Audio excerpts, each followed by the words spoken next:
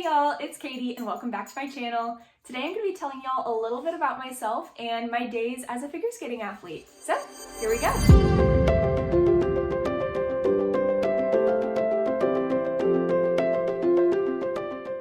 So if you didn't already know, I was a figure skater for 12 years growing up and it was such a blast. I had such a passion for the sport and it was just such a great sport to do growing up. So I'm going to tell y'all all about it today.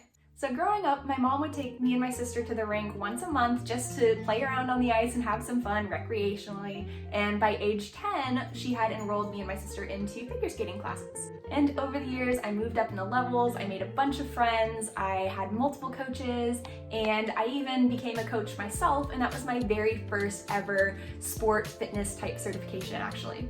So like most skaters, I started off in group classes and then I progressed to where I needed a private coach. So I got a coach and I had her for 7 full years and she was absolutely wonderful. She has since then passed. She was such an influential person in my life and she really made a huge impact on my life, not only in my skating, in my personal life, but also in my coaching by taking me under her wing and really teaching me what it is to be an instructor, how to lead a class, and these principles that I still use today. I even see my training today as almost a legacy of what she taught me back then and just a way to continue to honor her memory there. And after my first coach passed, that was a really hard time for me as a young skater, but I was able to move forward and move on to some other awesome coaches as well. So I had one for choreography and general skating skills, and then I had another for jumps, one for spins, and then one for ice dancing as well. And I still keep up with them. They're still really awesome people. I love going back to the rink and saying hi once in a while. If you're watching this, hey! And one big benefit I had for this sport was that I was homeschooled kindergarten through 12th grade. Thank you, Mom. And I was able to spend a lot of time at the ice rink because of that.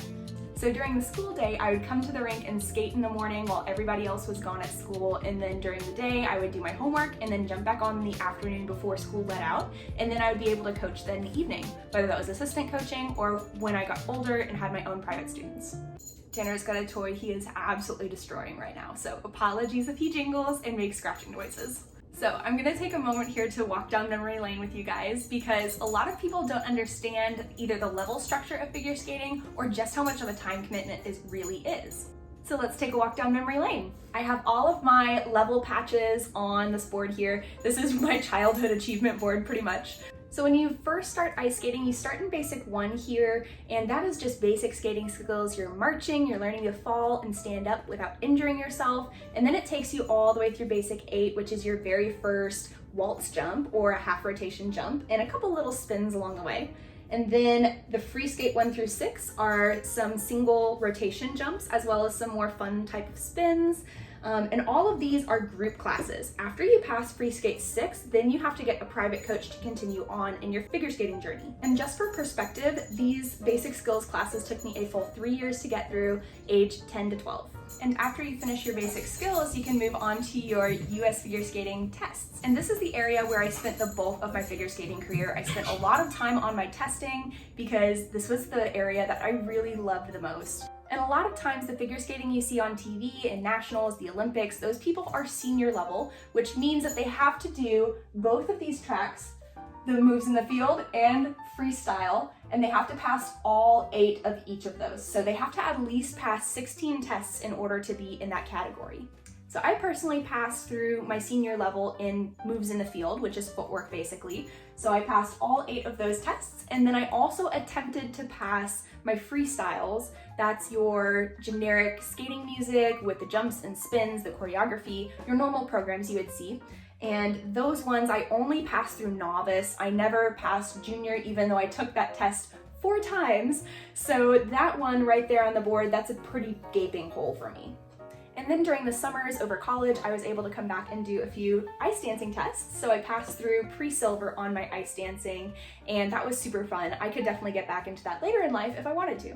And then the last couple things on here are my Nutcracker patches from all the different shows I participated in, which were super fun. I loved the choreography, being able to express myself through the music and connection with the audience. So the Nutcracker programs and ice dancing were definitely my absolute favorites. I wish I had found ice dancing before college so that I could have spent more time on it though. And some fun mementos of my basic skills day, my rink used to hand out these little punch cards for each time you took a group class, and so I kept all of them, and I have all of them from basic 3 when I first started all the way through free skate 6, and then I also have my very first test sheet from basic 3. So I think that's pretty fun, little cute mementos. So those are the levels involved in figure skating. They are super fun, but also very difficult because you have to skate in front of a panel of judges. And especially on some of those, like the moves in the field, you can't have any music so they can hear exactly what you're doing on the ice, every single rip of your blade, and it can be a little nerve-wracking too. So when you pass through senior level, you're considered a gold medalist, which is kind of like a ranking similar to Eagle Scouts. And you get a super fun jacket that says US Figure Skating Gold Medalist on it. And then on the back, it also has the logo again and a fun gold medalist at the bottom. So you get a little jacket to be part of the club. And this jacket really does mean a lot to me because it took me 10 full years to earn the jacket, and it took me a lot of discipline, a lot of falling and getting back up, and a lot of determination to get through. So it's just a really proud thing for gold medalists to be able to wear that jacket. So I was not a very competitive skater. I did a lot of the test sessions like you saw on my board, but I didn't do a whole lot of competitions. I had 3 competitive seasons where I did multiple competitions in a year, and then I had a one-off competition later on in high school, but I really didn't do too much. So I have a few medals, but it's not as many as you probably would see from a normal skater just because I was not particularly competitive. So what are a few of my favorite aspects of figure skating? I'm so glad you asked. So my #1 favorite thing about skating was choreography, footwork, and being able to express myself through the music. So I've never been very artsy, but this was one way that I could express my artistic abilities through my movement versus on a canvas or something. And that is one area that has honestly been a little bit hard to find in a gym setting, moving from figure skating to fitness, but it really has shown through with different choreographed programs like Les Mills Core that I teach, because I still get to connect with the music and connect with the participants in my class, similarly to like a show program, so it's pretty fun still. And my second favorite thing about skating was most definitely spinning. That was super fun. It was one of my strongest skills in skating, and I even hired a spin coach for a little while, who is awesome. If you're watching, hey. And then my 2 favorite spins that I ever learned was #1, a death drop. I love that one. It's super fun and kind of cool to do. And #2 was my combo spin for my free skate program, which was a forward camel to a forward catch foot, and then come down to a back sit, and then up to a back I spin. And then my least favorite moves in figure skating, #1 here, because I twisted my ankle on it and I still haven't done it since that day, is a double flip. I could never get it down properly. I landed it several times and I was super consistent on the pole harness, but I just could not get it off the harness. So it was just never consistent. I'd randomly land it here or there, and then it would just go away whenever competition or test sessions came by. And then there's jumps in general. The double flip was definitely my nemesis, but jumps in general were my weak point in skating. I was just never a great jumper, and that's why I was held up in my free skates too. And for the most part, I really love footwork, but #3 is definitely Choctaws. If you've ever done a Choctaw before, they just suck. They have never been a strong point for me, and somehow I passed novice field moves, but Choctaws are still not a friend of mine. So I mentioned a little earlier that I did some coaching too, and I was really young when I started. I was 13 when I started assistant coaching, and I did that for 5 full years before I got promoted to a head coach at age 18, and then I held my head coaching certification for about 4 years after that. So I'm no longer certified through USFSA, but it was a super great experience, and I absolutely adored coaching. And one of my absolute favorite opportunities as a coach was being able to volunteer with STARS skaters. I did that for 7 years. STARS is Skating for Therapy and Recreation, which is for special needs adults and children. And that has been one of the most rewarding experiences, being able to take all of the skills I developed and honed over time and be able to give back to people, not just teaching them how to skate, but teaching them how to communicate better, teaching them how to move their bodies properly, and teaching them just how to have a fun time on the ice. So coaching was one of my favorite things, being able to teach hundreds of skaters over those 8 years, assisting and head coaching, and being able to take several skaters to competition, and just being able to pour into their lives was fantastic, and one of the reasons why I decided to become a personal trainer too. I was about to forget to show you my figure skates, so here's my skates. I have the Resport Royal Elite boots, and these are some of my favorite boots that I've ever had. Yes, they have little rhinestones on them. little bling bling.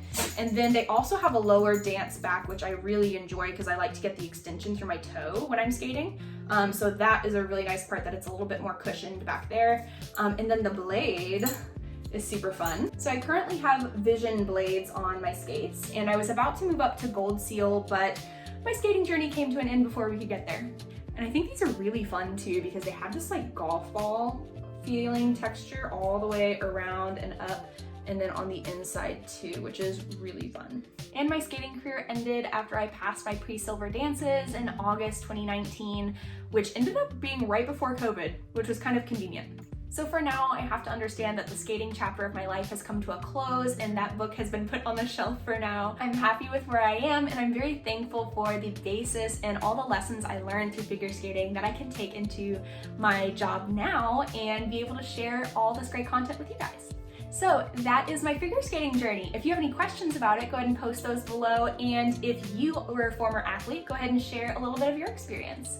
Speaking of former athletes, I have a 14-day challenge coming up for former female athletes who have left their sport and have a little bit of trouble getting into fitness. The challenge is starting really soon on May 28th, so check that link down below. And if you happen to miss this challenge, that's okay. I'm gonna run one next month too.